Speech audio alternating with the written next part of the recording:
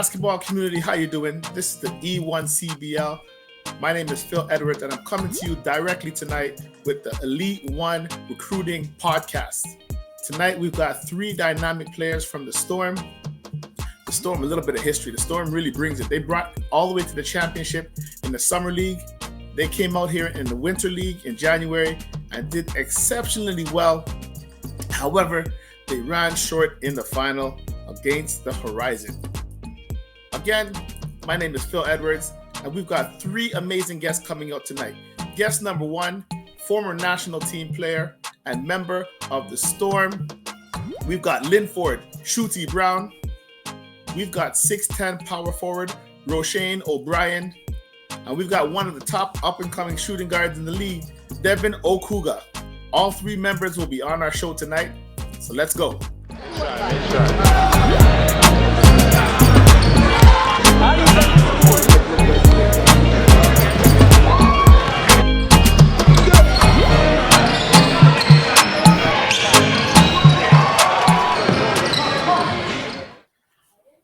Now, after we just finished watching those amazing highlights, we've got him live and direct. Lynford, Shooty Brown. How you doing, Shooty? Hey, Phil. I'm good. Thanks for having me. No. Thank you for being here. You know, it's not every day I get a chance to sit down with a national player, a gentleman who's been playing the game, shooting the ball amongst the best that I've ever seen it done. I've even had the privilege of working out with you in the gym. Shooty, talk to me, man. How's everything going for you right now? Oh, it's going well.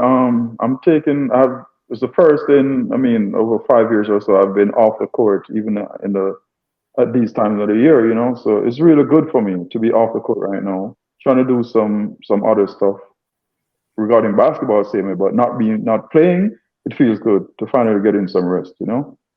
So some well-deserved rest. I know the answer to this, but our audience needs to know, who is Shooty Brown? And how does a man like Shooty get a name like Shooty? Because that's exclusive right there. Oh, yes, it is exclusive. Shooty, the basketballer, right? So yes. That name came about from just being really consistency. It's not about putting up numbers, but putting up efficient numbers, you know, going 4 out of 5, 10 of 13 without dribbles. That's how the name came about. Being efficient at what you do.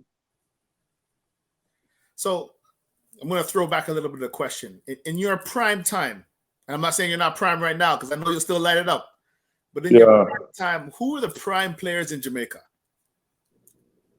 At my position? I mean, just in basketball in general, and then how do they compare to some of the guys that we're seeing today? All right, so you had players like Mugabe Thomas, Tyron Davidson, who went to, I think it's some school in Illinois, I don't remember, Sheldon Warmington, Damien Staple, who I played with, again, Michael Jackson, another shooting guard, Paul Oliphant. The difference with the players then is their ferocity. There was a difference with how these players approach the game. You know, they were tenacious. They didn't quit. We didn't whine, and we played every and anywhere we could play. There was no days off.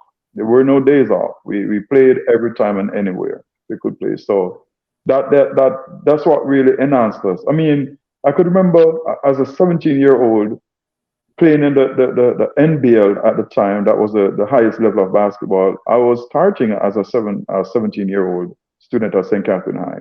I haven't seen many high schoolers being able to start now like that. So that's a concern for me. That's definitely a concern for me. So I'm going to ask you this question in regards to the summertime because, you know, we were working out in the summer and then you played in the E1CBL Summer League. Take us back to that. What did that feel like? It reminded me of playing overseas in the Virgin Islands or in North Florida. The atmosphere was tremendous, especially on that first day. It was tremendous. I mean, it took what we grew up on back in the day to another level where it was produced to the world. It was presented to the world. It was presented on a world stage. That is why we are now able to interact with players from Africa and Caribbean and the States and Canada and England. right? That is why we are able to associate with these types of players now, because it is bringing Jamaica basketball to the world, which we greatly appreciate. And today, what give us the capture? What does the E1CBL mean to Jamaica and the Caribbean? Oh, it means a lot. Isn't it the first of its kind in the Caribbean, like that? Paid league here in So Jamaica? Yeah, absolutely. yes, it means a lot. It's a way to, as it suggests, to showcase what talent we have. I remember um, going to Miami, and just we went to a Miami Heat game, and a couple of friends of mine, we decided to walk and went about 20 blocks and found a basketball court. And when we spoke to the local players there, they were astonished because the accent didn't match the talent, right? And that was just a small sample size of who were the persons who were exposed to our kind of talent that Jamaica produces. I Right. mean, I played with players like Patrick Ewing Jr. and Samarda Samuels, but there are other Samarda Samuels and other Patrick Ewing Jr. in Jamaica. You know, there are other players like that in Jamaica coming up, but it's just a way to showcase. And the Caribbean and the wider Caribbean, and the wider Caribbean. I mean, it's good. It's really good. It's really a good product for the Caribbean to showcase talent that we produce there. You know, I've got to say it's an honor to sit down and get these insight information from you. We chop it up on the phone all the time, but to have this in a podcast, to get these authentic questions from you, you know, it feels great to sit amongst greatness. And now what we're going to do, Shooty, we're going to introduce someone from the next generation, a couple years younger, but he's doing it real big. We call him a big man himself, Roshane O'Brien. We're going to see his highlights right now as well.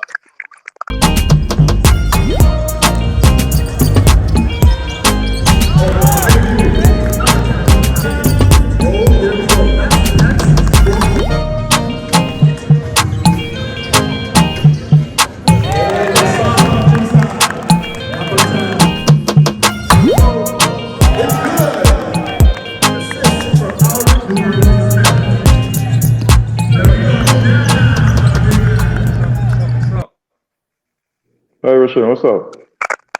Shooty, what going, man? I'm good. How are you? Good, yeah, man.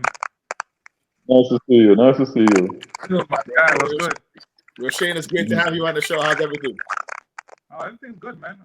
Just finished a workout. I'm glad to be here. Okay, so I'm going to jump right into it. You know, we know Shooty's bio. I'm going to ask everyone their bio. Roshane, where have you played prior to the E1CBL? You said where have I played? Yeah. All right. So I'm originally from Manchester. So I started my basketball career when I was 14 at Belfield High School. From there, got a basketball scholarship to Bel Air. From there, got a basketball scholarship overseas to Cedarville University. And from there, got a basketball scholarship again to Asbury University. After I graduated, I decided I wanted to come home and try to do it big in basketball on the ground here in my hometown, in my home country, you know. So I'm here now playing in the E1CBL.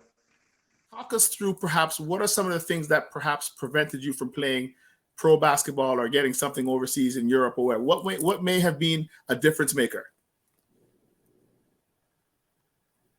For me, Yeah.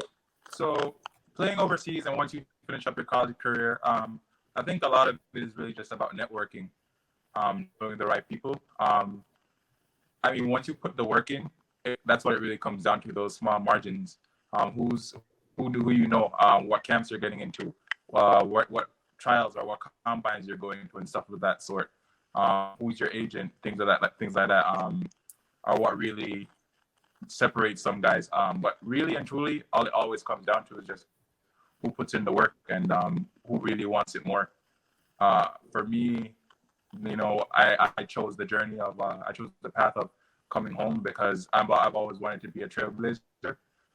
So coming home and being able to do something on the ground and something here in my home country meant a lot more to me than going overseas or even trying for the NBA. So, yeah. What were the differences between the summer league and the winter league? All right. So I didn't get to play in the summer. But for me, the difference in the winter league, because I had been out of competitive basketball for a while just because of COVID. But just getting into the winter league, it was just readjusting to the speed of that game. I really do have to shout out to the league for the quality of the players that they brought in. You know, I've been playing pickup and like getting into that league. Like, I'm not gonna lie. The speed of the game caught me by surprise in a way, just like the level of basketball that was being played, because we had never really had that level of, you know, competition. I mean, guys like Shooty had always like set the standard super high, but you know, when a guy like Cam is coming in averaging 36 on like 50% shooting, you get guys like Roshane who are just coming up, who are like Olympic level athletes. It was really fun to play, and I'm really looking forward to the challenge of coming back and getting that ranking up, getting those numbers up, and winning that championship next time. You know, I'm glad you mentioned the rankings. And I'm Shooty, I don't know if you got a chance to see some of the rankings, but, you know, Roshane, what were your thoughts? Yeah, we got the rankings here right above us. And I'm looking at the rankings here. Power forwards, they got you listed as number 7. And take me through the rankings. Would you change anything from 1 through 8? Would you adjust where you are? What's your thoughts on the rankings? And my second question, I'll ask it again after. Who on that ranking gave you the biggest challenge? So first of all, I definitely put my boy Bully number 1, my boy Darrell. He had a great year. He had a great season. I do think injuries kind of slowed him down a bit. But the person who gave me the most challenge was probably myself. I'm not gonna lie to you. I don't think, like I said, like the league did catch me by a bit of surprise just to see the game, readjusting to that. So I don't think my preparation was where it needed to be, and so going into this off season, that's something that I've really focused on. I really am glad to see Adib being at number 1 though, because I do know he's a guy that's really put in like a lot of work. But for me, like I said, I'm the kind of person who I'm always gonna internalize and be like, you know, what could I have done better? I never really focus on what other people are doing. I always try to be the best version of myself. You know, that for those who are watching, especially the young athletes, that's an answer of accountability. And as a coach, as a trainer, I love that answer. Shooty, what's your thoughts on a man that says, you know what, I got to fix me first?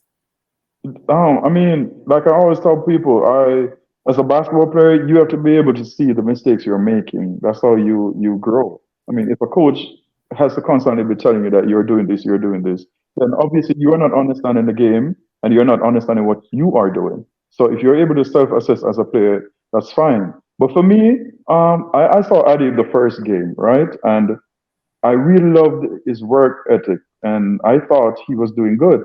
But if I were to say I expected it, no, but it didn't catch me off guard to see that Adi was number 1, because I actually saw his work ethic change, his effort. You know, he was moving a bit. He was more proactive than reactive in the game, and that is what made the difference for him.